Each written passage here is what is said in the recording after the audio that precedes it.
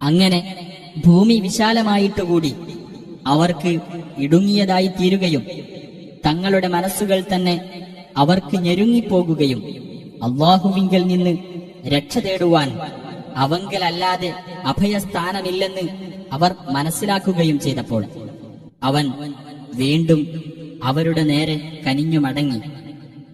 അവർ ഖേദിച്ചു മടങ്ങുന്നവരായിരിക്കാൻ വേണ്ടിയത്രേ അത്. തീർച്ചയായും അല്ലാഹു ഏറെ പശ്ചാത്താപം സ്വീകരിക്കുന്നവനും കരുണാനിധിയുമാകുന്നു. സത്യവിശ്വാസികളെ, നിങ്ങൾ അല്ലാഹുവെ സൂക്ഷിക്കുകയും സത്യവാൻമാരുടെ കൂട്ടത്തിൽ ആയിരിക്കുകയും ചെയ്യുക. മദീനക്കാർക്കും അവരുടെ ചുറ്റുമുള്ള അഅറാബികൾക്കും അല്ലാഹുവിന്റെ ദൂതനെ വിട്ട് പിന്മാറി നിൽക്കാനോ അദ്ദേഹത്തിന്റെ കാര്യം അവഗണിച്ചുകൊണ്ട് അവരവരുടെ സ്വന്തം കാര്യങ്ങളിൽ താൽപര്യം കാണിക്കാനോ പാടുള്ളതല്ല. അതെന്തുകൊണ്ടെന്നാൽ അല്ലാഹുവിന്റെ മാർഗത്തിൽ അവർക്ക് ദാഹവും ക്ഷീണവും വിശപ്പും നേരിടുകയോ അവിശ്വാസികളെ പ്രകോപിപ്പിക്കുന്ന വല്ല സ്ഥാനത്തും അവർ കാൽവെക്കുകയോ ശത്രുവിന് വല്ല നാശവും ഏൽപ്പിക്കുകയോ ചെയ്യുന്ന പക്ഷം അതുകാരണം അവർക്ക് ഒരു സൽക്കർമ്മം രേഖപ്പെടുത്താതിരിക്കുകയില്ല. തീർച്ചയായും സുകൃതം ചെയ്യുന്നവർക്കുള്ള പ്രതിഫലം അല്ലാഹു നഷ്ടപ്പെടുത്തി കളയുന്നതല്ല. ചെറുതാകട്ടെ വലുതാകട്ടെ എന്തൊന്ന് അവർ ചെലവഴിക്കുന്നതും വല്ല താഴ്വരയും അവർ മുറിച്ചു കടന്നു പോകുന്നതും അവർക്ക് പുണ്യകർമ്മമായി രേഖപ്പെടുത്തപ്പെടാതിരിക്കുകയില്ല. അങ്ങനെ അവർ പ്രവർത്തിച്ചുകൊണ്ടിരിക്കുന്ന അത്യുത്തമമായ കാര്യത്തിന് അല്ലാഹു അവർക്ക് പ്രതിഫലം നൽകുന്നതാണ്. സത്യവിശ്വാസികൾ ആകമാനം യുദ്ധത്തിന് പുറപ്പെടാവതല്ല. എന്നാൽ അവരിലെ ഓരോ വിഭാഗത്തിൽ നിന്നും ഓരോ സംഘം പുറപ്പെട്ടു പോയിക്കൂടെ? എങ്കിൽ ബാക്കിയുള്ളവർക്ക് നബിയോടൊപ്പം നിന്ന് മതകാര്യങ്ങളിൽ ജ്ഞാനം നേടുവാനും തങ്ങളുടെ ആളുകൾ യുദ്ധരംഗത്ത് നിന്ന് അവരുടെ അടുത്തേക്ക് തിരിച്ചു വന്നാൽ അവർക്ക് താക്കീത് നൽകുവാനും കഴിയുമല്ലോ. അവർ സൂക്ഷ്മത പാലിച്ചേക്കാം. സത്യവിശ്വാസികളെ, നിങ്ങളുടെ അടുത്ത് താമസിക്കുന്ന സത്യനിഷേധികളോട് നിങ്ങൾ യുദ്ധം ചെയ്യുക. അവർ നിങ്ങളിൽ രൂക്ഷത കണ്ടെത്തണം. അല്ലാഹു സൂക്ഷ്മത പാലിക്കുന്നവരോടൊപ്പമാണെന്ന് നിങ്ങൾ മനസ്സിലാക്കുകയും ചെയ്യുക. ഖുർആനിലെ ഏതെങ്കിലും ഒരു അധ്യായം അവതരിപ്പിക്കപ്പെട്ടാൽ അവരിൽ ചിലർ പറയും, നിങ്ങളിൽ ആർക്കാണ് ഇത് വിശ്വാസം വർദ്ധിപ്പിച്ചു തന്നത്? എന്നാൽ സത്യവിശ്വാസികൾക്കാകട്ടെ അതവരുടെ വിശ്വാസം വർദ്ധിപ്പിക്കുക തന്നെയാണ് ചെയ്തത്. അവർ അതിൽ സന്തോഷം കൊള്ളുകയും ചെയ്യുന്നു. എന്നാൽ മനസ്സുകളിൽ രോഗമുള്ളവർക്കാകട്ടെ അവർക്ക് അവരുടെ ദുഷ്ടതയിലേക്ക് കൂടുതൽ ദുഷ്ടത കൂട്ടിച്ചേർക്കുകയാണ് അത് ചെയ്തത്. അവർ സത്യനിഷേധികളായിരിക്കെ തന്നെ മരിക്കുകയും ചെയ്തു. അവർ ഓരോ കൊല്ലവും ഒന്നോ രണ്ടോ തവണ പരീക്ഷിക്കപ്പെട്ടുകൊണ്ടിരിക്കുന്നു എന്നവർ കാണുന്നില്ലേ? എന്നിട്ടും അവർ ഖേദിച്ചു മടങ്ങുന്നില്ല, ചിന്തിച്ചു മനസ്സിലാക്കുന്നുമില്ല. ഏതെങ്കിലും ഒരു അധ്യായം അവതരിപ്പിക്കപ്പെട്ടാൽ അവരിൽ ചിലർ മറ്റു ചിലരെ നിങ്ങളെ ആരെങ്കിലും കാണുന്നുണ്ടോ എന്ന ചോദ്യഭാവത്തിൽ നോക്കും. എന്നിട്ട് അവർ തിരിഞ്ഞു കളയുകയും ചെയ്യും. അവർ കാര്യം ഗ്രഹിക്കാത്ത ഒരു ജനവിഭാഗമായതിനാൽ അല്ലാഹു അവരുടെ മനസ്സുകളെ തിരിച്ചു കളഞ്ഞിരിക്കുകയാണ്. തീർച്ചയായും നിങ്ങൾക്കിതാ നിങ്ങളിൽ നിന്നു തന്നെയുള്ള ഒരു ദൂതൻ വന്നിരിക്കുന്നു. നിങ്ങൾ കഷ്ടപ്പെടുന്നത് സഹിക്കാൻ കഴിയാത്തവനും നിങ്ങളുടെ കാര്യത്തിൽ അതീവ താൽപര്യമുള്ളവനും സത്യവിശ്വാസികളോട് അത്യന്തം ദയാലുവും കാരുണ്യവാനുമാണ് അദ്ദേഹം. എന്നാൽ അവർ തിരിഞ്ഞു കളയുന്ന പക്ഷം നബിയെ നീ പറയുക, എനിക്ക് അല്ലാഹു മതി, അവനല്ലാതെ ഒരു ദൈവവുമില്ല, അവന്റെ മേലാണ് ഞാൻ ഭരമേൽപ്പിച്ചിരിക്കുന്നത്, അവനാണ് മഹത്തായ സിംഹാസനത്തിന്റെ നാഥൻ. അധ്യായം 8 അൽ അൻഫാൽ, മദീനയിൽ അവതരിച്ചത്. ഈ അധ്യായത്തിലെ 1, 41 എന്നീ സൂക്തങ്ങളിൽ യുദ്ധാർജിത സ്വത്തുക്കളെ സംബന്ധിച്ച് പരാമർശിച്ചതുകൊണ്ടാണ് അധ്യായനാമം ഇപ്രകാരമായത്. പരമകാരുണികനും കരുണാനിധിയുമായ അള്ളാഹുവിന്റെ നാമത്തിൽ. നബിയെ, നിന്നോടവർ യുദ്ധത്തിൽ നേടിയ സ്വത്തുക്കളെപ്പറ്റി ചോദിക്കുന്നു. പറയുക, യുദ്ധത്തിൽ നേടിയ സ്വത്തുക്കൾ അള്ളാഹുവിനും റസൂലിനുമുള്ളതാകുന്നു. അതിനാൽ നിങ്ങൾ അള്ളാഹുവെ സൂക്ഷിക്കുകയും നിങ്ങൾ തമ്മിലുള്ള ബന്ധങ്ങൾ നന്നാക്കി തീർക്കുകയും ചെയ്യുക. നിങ്ങൾ വിശ്വാസികളാണെങ്കിൽ അള്ളാഹുവേയും അവന്റെ റസൂലിനെയും നിങ്ങൾ അനുസരിക്കുകയും ചെയ്യുക. അള്ളാഹുവെപ്പറ്റി പറയപ്പെട്ടാൽ ഹൃദയങ്ങൾ പേടിച്ച് നടുങ്ങുകയും അവന്റെ ദൃഷ്ടാന്തങ്ങൾ വായിച്ചു കേൾപ്പിക്കപ്പെട്ടാൽ വിശ്വാസം വർദ്ധിക്കുകയും തങ്ങളുടെ രക്ഷിതാവിന്റെ മേൽ ഭരമേൽപ്പിക്കുകയും ചെയ്യുന്നവർ മാത്രമാണ് സത്യവിശ്വാസികൾ. നമസ്കാരം മുറ പോലെ നിർവഹിക്കുകയും നാം നൽകിയിട്ടുള്ളതിൽ നിന്ന് ചെലവഴിക്കുകയും ചെയ്യുന്നവർ, അവർ തന്നെയാണ് യഥാർത്ഥത്തിൽ വിശ്വാസികൾ. അവർക്ക് അവരുടെ രക്ഷിതാവിങ്കൽ പല പദവികളുണ്ട്. പാപമോചനവും ഉദാരമായ ഉപജീവനവുമുണ്ട്. വിശ്വാസികളിൽ ഒരു വിഭാഗം ഇഷ്ടമില്ലാത്തവരായിരിക്കെ തന്നെ നിന്റെ വീട്ടിൽ നിന്ന് ന്യായമായ കാര്യത്തിന് നിന്റെ രക്ഷിതാവ് നിന്നെ പുറത്തിറക്കിയതുപോലെ തന്നെയാണിത്. ന്യായമായ കാര്യത്തിൽ അത് വ്യക്തമായതിനു ശേഷം അവർ നിന്നോട് തർക്കിക്കുകയായിരുന്നു. അവർ നോക്കിക്കൊണ്ടിരിക്കെ മരണത്തിലേക്ക് അവർ നയിക്കപ്പെടുന്നത് പോലെ. രണ്ടു സംഘങ്ങളിലൊന്ന് നിങ്ങൾക്ക് അധീനമാകുമെന്ന് അള്ളാഹു നിങ്ങളോട് വാഗ്ദാനം ചെയ്തിരുന്ന സന്ദർഭം ഓർക്കുക. ആയുധബലമില്ലാത്ത സംഘം നിങ്ങൾക്ക് അധീനമാകണമെന്നായിരുന്നു നിങ്ങൾ കൊതിച്ചിരുന്നത്. അള്ളാഹുവാകട്ടെ തന്റെ കൽപ്പനകൾ മുഖേന സത്യം പുലർത്തി കാണിക്കുവാനും സത്യനിഷേധികളുടെ മുരട് മുറിച്ചു കളയുവാനും ആണ് ഉദ്ദേശിച്ചിരുന്നത്. സത്യത്തെ സത്യമായി പുലർത്തേണ്ടതിനും അസത്യത്തെ ഫലശൂന്യമാക്കി തീർക്കേണ്ടതിനുമത്രേ അത്. ദുഷ്ടന്മാർക്ക് അതെത്ര അനിഷ്ടകരമായാലും ശരി. നിങ്ങൾ നിങ്ങളുടെ രക്ഷിതാവിനോട് സഹായം തേടിയിരുന്ന സന്ദർഭം ഓർക്കുക. തുടരെയായി 1000 മലക്കുകളെ അയച്ചുകൊണ്ട് ഞാൻ നിങ്ങൾക്ക് സഹായം നൽകുന്നതാണ് എന്ന് അവൻ അപ്പോൾ നിങ്ങൾക്ക് മറുപടി നൽകി.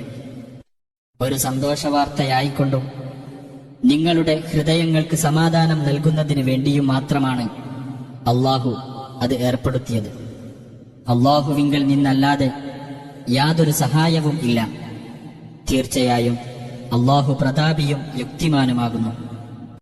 അള്ളാഹു തന്റെ പക്കൽ നിന്നുള്ള മനഃശാന്തിയുമായി നിങ്ങളെ നിദ്രാമയക്കം കൊണ്ട് ആവരണം ചെയ്തിരുന്ന സന്ദർഭം ഓർക്കുക. നിങ്ങളെ ശുദ്ധീകരിക്കുന്നതിനും നിങ്ങളിൽ നിന്ന് പിശാചിന്റെ ദുർബോധനം നീക്കിക്കളയുന്നതിനും നിങ്ങളുടെ മനസ്സുകൾക്ക് കെട്ടുറപ്പ് നൽകുന്നതിനും പാദങ്ങൾ ഉറപ്പിച്ചു നിർത്തുന്നതിനും വേണ്ടി അവൻ നിങ്ങളുടെ മേൽ ആകാശത്തുനിന്ന് വെള്ളം ചൊരിഞ്ഞു തന്നിരുന്ന സന്ദർഭവും ഓർക്കുക. നിന്റെ രക്ഷിതാവ് മലക്കുകൾക്ക് ബോധനം നൽകിയിരുന്ന സന്ദർഭം ഓർക്കുക. ഞാൻ നിങ്ങളുടെ കൂടെയുണ്ട്. അതിനാൽ സത്യവിശ്വാസികളെ നിങ്ങൾ ഉറപ്പിച്ചു നിർത്തുക. സത്യനിഷേധികളുടെ മനസ്സുകളിൽ ഞാൻ ഭയം ഇട്ടുകൊടുക്കുന്നതാണ്. അതിനാൽ കഴുത്തുകൾക്കു മീതെ നിങ്ങൾ വെട്ടിക്കൊള്ളുക. അവരുടെ വിരലുകളെല്ലാം നിങ്ങൾ വെട്ടിക്കളയുകയും ചെയ്യുക. അവർ അള്ളാഹുവോടും അവന്റെ ദൂതനോടും എതിർത്തു നിന്നതിന്റെ ഫലമത്രേ അത്. വല്ലവനും അള്ളാഹുവേയും അവന്റെ ദൂതനെയും എതിർക്കുന്ന പക്ഷം തീർച്ചയായും അള്ളാഹു കഠിനമായി ശിക്ഷിക്കുന്നവനാണ്. അതാ അത് നിങ്ങൾ ആസ്വദിച്ചുകൊള്ളുക. സത്യനിഷേധികൾക്ക് തന്നെയാണ് നരകശിക്ഷ എന്ന് മനസ്സിലാക്കുകയും ചെയ്യുക. സത്യവിശ്വാസികളെ, സത്യനിഷേധികൾ പടയണിയായി വരുന്നത് നിങ്ങൾ കണ്ടാൽ നിങ്ങൾ അവരിൽ നിന്ന് പിന്തിരിഞ്ഞോടരുത്. യുദ്ധതന്ത്രത്തിനായി സ്ഥാനം മാറുന്നതിനോ സ്വന്തം സംഘത്തോടൊപ്പം ചേരുന്നതിനോ അല്ലാതെ അന്ന് അവരിൽ നിന്ന് അഥവാ ശത്രുക്കളുടെ മുമ്പിൽ നിന്ന് വല്ലവനും പിന്തിരിഞ്ഞു കളയുന്ന പക്ഷം അവൻ അള്ളാഹുവിൽ നിന്നുള്ള കോപത്തിന് പാത്രമായിരിക്കുന്നതും അവന്റെ സങ്കേതം നരകമായിരിക്കുന്നതുമാണ്. ചെന്നുചേരാൻ കൊള്ളരുതാത്ത സ്ഥലമത്രേ അത്. എന്നാൽ നിങ്ങൾ അവരെ കൊലപ്പെടുത്തിയിട്ടില്ല. പക്ഷേ അള്ളാഹുവാണ് അവരെ കൊലപ്പെടുത്തിയത്. നബിയെ, നീ എറിഞ്ഞ സമയത്ത് നീ എറിഞ്ഞിട്ടുമില്ല, പക്ഷേ അള്ളാഹുവാണ് എറിഞ്ഞത്. തന്റെ ഭാഗത്തു നിന്നുള്ള ഗുണകരമായ ഒരു പരീക്ഷണത്തിലൂടെ അള്ളാഹു സത്യവിശ്വാസികളെ പരീക്ഷിക്കുന്നതിനു വേണ്ടിയായിരുന്നു അത്. തീർച്ചയായും അള്ളാഹു എല്ലാം കേൾക്കുന്നവനും അറിയുന്നവനുമാണ്. അതാണ് കാര്യം. സത്യനിഷേധികളുടെ തന്ത്രത്തെ അള്ളാഹു ബലഹീനമാക്കുക തന്നെ ചെയ്യുന്നതുമാണ്. സത്യനിഷേധികളെ, നിങ്ങൾ വിജയമായിരുന്നു തേടിയിരുന്നതെങ്കിൽ ആ വിജയമിതാ നിങ്ങൾക്ക് വന്നു കഴിഞ്ഞിരിക്കുന്നു. നിങ്ങൾ വിരമിക്കുകയാണെങ്കിൽ അതാണ് നിങ്ങൾക്കുത്തമം. നിങ്ങൾ ആവർത്തിക്കുകയാണെങ്കിലോ നാമും ആവർത്തിക്കുന്നതാണ്.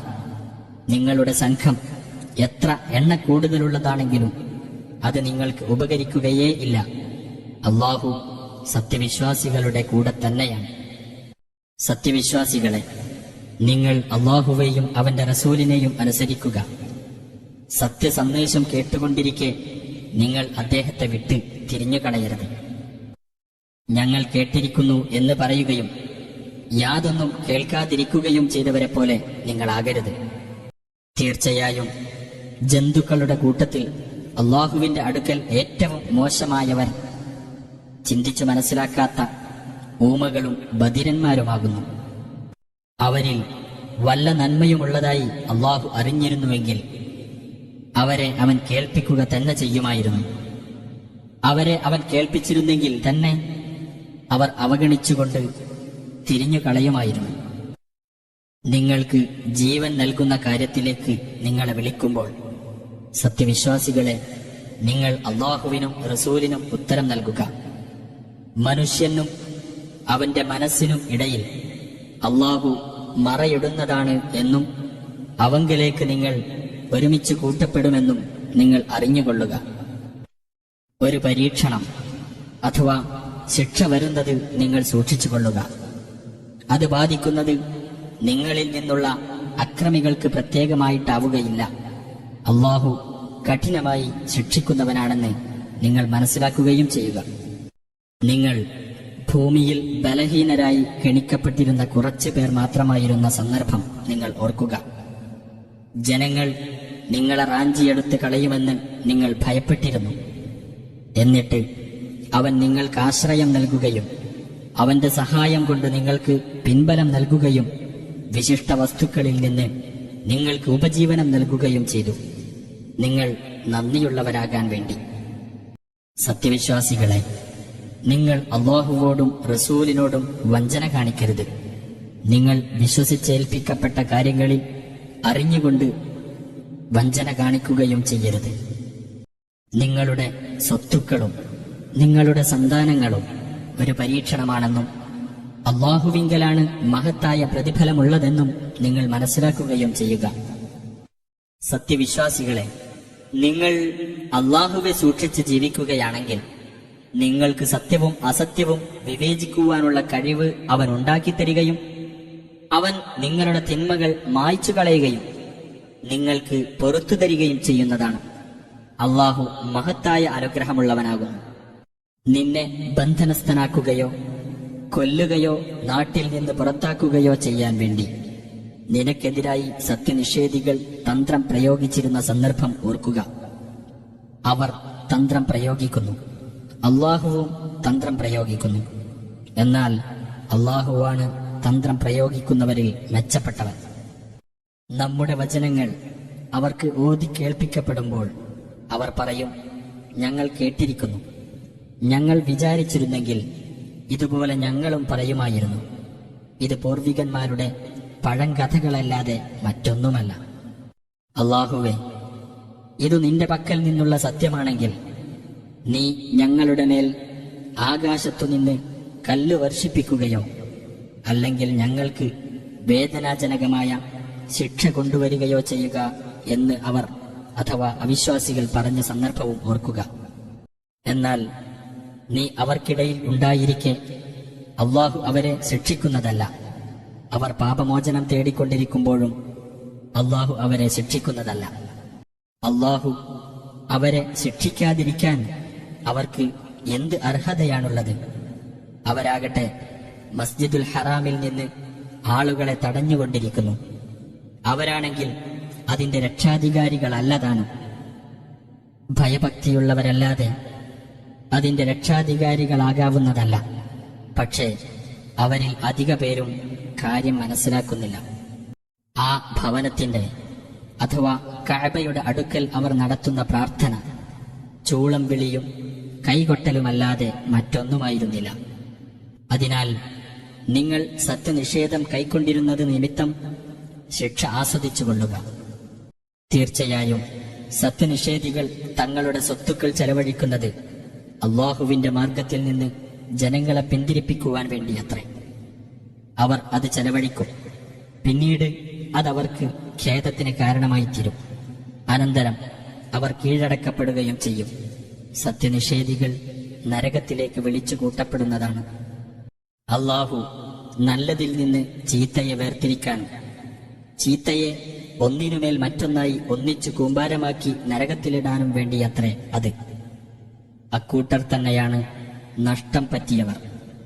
സത്യനിഷേധികളോട് അവർ വിരമിക്കുകയാണെങ്കിൽ അവർ മുമ്പ് ചെയ്തു പോയിട്ടുള്ളത് അവർക്ക് പുറത്തു കൊടുക്കപ്പെടുന്നതാണ് എന്ന് നീ പറയുക. ഇനി അവർ നിഷേധത്തിലേക്കു തന്നെ മടങ്ങുകയാണെങ്കിലോ പൂർവികന്മാരുടെ കാര്യത്തിൽ അള്ളാഹുവിന്റെ നടപടി കഴിഞ്ഞുപോയിട്ടുണ്ടല്ലോ. കുഴപ്പം ഇല്ലാതാവുകയും മതം മുഴുവൻ അള്ളാഹുവിനു വേണ്ടിയാകുകയും ചെയ്യുന്നതുവരെ നിങ്ങൾ അവരോട് യുദ്ധം ചെയ്യുക. ഇനി അവർ വിരമിക്കുന്ന പക്ഷം അവർ പ്രവർത്തിക്കുന്നതെല്ലാം അള്ളാഹു കണ്ടറിയുന്നവനാണ്. എന്നാൽ അവർ പിന്തിരിഞ്ഞു കളയുകയാണെങ്കിൽ അള്ളാഹുവാണ് നിങ്ങളുടെ രക്ഷാധികാരിയെന്ന് നിങ്ങൾ മനസ്സിലാക്കുക. എത്രയോ നല്ല രക്ഷാധികാരി, എത്രയോ നല്ല സഹായി. നിങ്ങൾ യുദ്ധത്തിൽ നേടിയെടുത്ത ഏതൊരു വസ്തുവിൽ നിന്നും അതിന്റെ 5-1 അള്ളാഹുവിനും റസൂലിനും റസൂലിന്റെ അടുത്ത ബന്ധുക്കൾക്കും അനാഥകൾക്കും പാവപ്പെട്ടവർക്കും വഴിപോക്കന്മാർക്കും ഉള്ളതാണെന്ന് നിങ്ങൾ മനസ്സിലാക്കുവിൻ. അള്ളാഹുവിലും സത്യാസത്യ വിവേചനത്തിന്റെ ദിവസത്തിൽ അഥവാ ആ 2 സംഘങ്ങൾ ഏറ്റുമുട്ടിയ ദിവസത്തിൽ നമ്മുടെ ദാസന്റെ മേൽ നാം അവതരിപ്പിച്ചതിലും നിങ്ങൾ വിശ്വസിച്ചു കഴിഞ്ഞിട്ടുണ്ടെങ്കിൽ അള്ളാഹു ഏതൊരു കാര്യത്തിനും കഴിവുള്ളവനാകുന്നു. നിങ്ങൾ താഴ്വരയിൽ മദീനയോട് അടുത്ത ഭാഗത്തും അവർ അകന്ന ഭാഗത്തും സാർത്ഥവാഹക സംഘം നിങ്ങളെക്കാൾ താഴെയുമായിരുന്ന സന്ദർഭം ഓർക്കുക. നിങ്ങൾ അന്യോന്യം പോരിന് നിശ്ചയിച്ചിരുന്നുവെങ്കിൽ നിങ്ങൾ ആ നിശ്ചയം നിറവേറ്റുന്നതിൽ ഭിന്നിക്കുമായിരുന്നു. പക്ഷേ ഉണ്ടാകേണ്ട ഒരു കാര്യം അള്ളാഹു നിർവഹിക്കുന്നതിനു വേണ്ടിയായിരുന്നു അത്. അതായത് നശിച്ചവർ വ്യക്തമായ തെളിവ് കണ്ടുകൊണ്ട് നശിക്കാനും ജീവിച്ചവർ വ്യക്തമായ തെളിവ് കണ്ടുകൊണ്ട് ജീവിക്കുവാനും വേണ്ടി.